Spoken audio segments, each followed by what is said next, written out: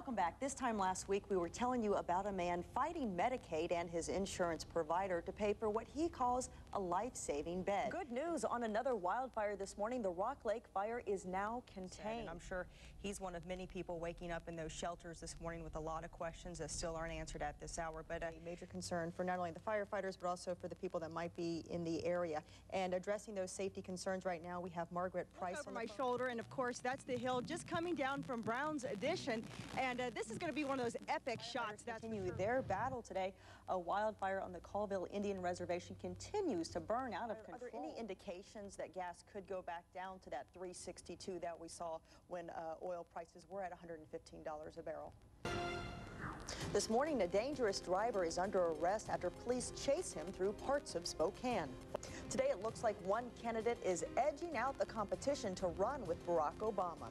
It is 5:01, August 21st. Thanks for joining us on this Thursday morning. I'm Andi Hauser. I'm Sten Wallstrom. Kind of cool around here today, and I don't think it's going to be warm. Let's go now live to KREM 2's Rochelle Ritchie for details on that police chase. Good morning, Rochelle. We're getting a better look this morning at the damage already caused by the Swanson Lake fire. These pictures were sent to us late last night from a KREM 2 News viewer. Firefighters say they lost 2 cabins and a home and more than a dozen other outbuildings. This viewer tells us the man who sent these photos has been helping firefighters keep the flames away from a friend's house. Now, we've also posted a slideshow so you can see more of these pictures on KREM.com. And the fire started during a lightning storm Monday. It burned about 16,000 acres so far and is only 10% contained. There are no evacuations being ordered at this time. Nearly 300 firefighters from across the state are on the scene. Extra air support has been ordered. Turning now to another major fire burning in Washington. The Rock Lake wildfire is holding steady this morning at about 2,000 acres. And that fire is burning in heavy timber near the Spokane-Whitman County lines. Right now, there's a line around the fire about 80% contained. Now, the crews say they don't need any more water drop. Fire officials say lightning is what caused that fire. And joining us now is Janelle Reichert, standing by with the latest on the war on terror. Good morning, Janelle. It's 6:01 on Tuesday, August 12th. I'm Andi Hauser. Thanks for waking up with us this morning. Sten has the morning off. Let's toss it over to Daryl Romaine. Daryl, well, breaking news since we first come on the air. Moscow is now willing to listen to Western demands for a Russian pullback. But just 30 minutes ago, the Georgian government reported Russian planes continue to bomb, despite the Kremlin saying the fighting is over. No comment yet from U.S. officials. For the first time, Russian forces are well outside the 2 pro-Russian provinces claimed by Georgia right now at the heart of the dispute. An Associated Press reporter is reporting that they saw Russian troops in control of government buildings. Right now, the Russian Defense Ministry denies any intentions to advance on the Georgian capital.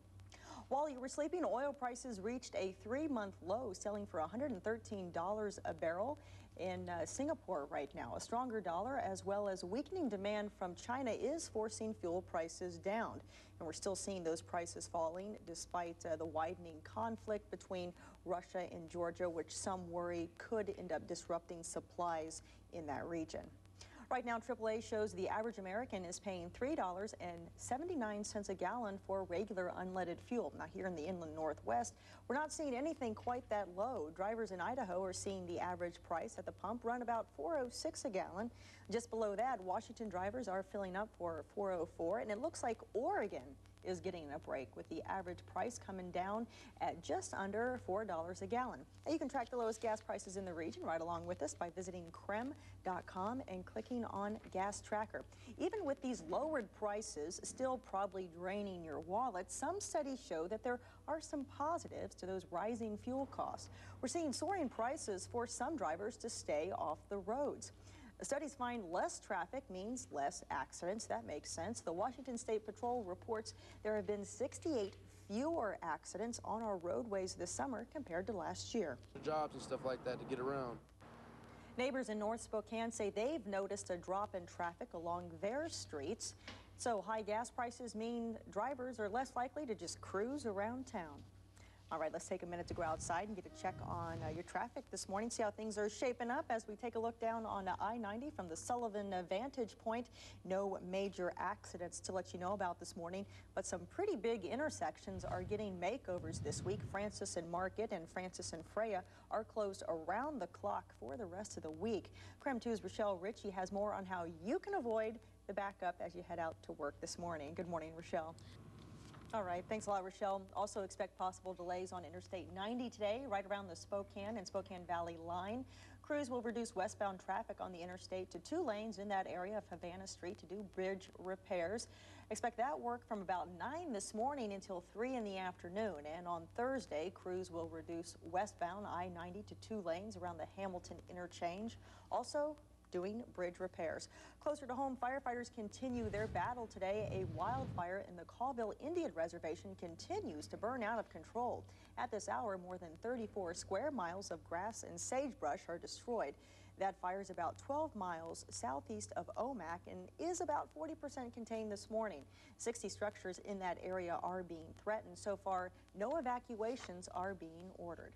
And crews will tell us if they could have that Humes Creek fire fully contained this morning, and they could if Mother Nature helps out. Right now, the fire near St. Mary's has reached 120 acres. Fire officials tell us a containment line is circling about 75% of those flames. And here's another sign today that the credit crunch doesn't appear to be letting up. The Federal Reserve reports more banks than ever are tightening their lending standards. 75% of banks surveyed indicate that they've hiked up their requirements on home and commercial loans. That's up from about 60% in April. American swimmer Michael Phelps has chalked up almost a gold medal a day since the Olympics began on Friday. He's easily won his 3rd gold by winning the 200-meter freestyle, beating the silver medalist by almost 2 full seconds. And last night's victory makes his 9th Olympic gold medal, 1 more, and he'll have more than anyone else in Olympic history. At 6:08, 48 degrees on the South Hill.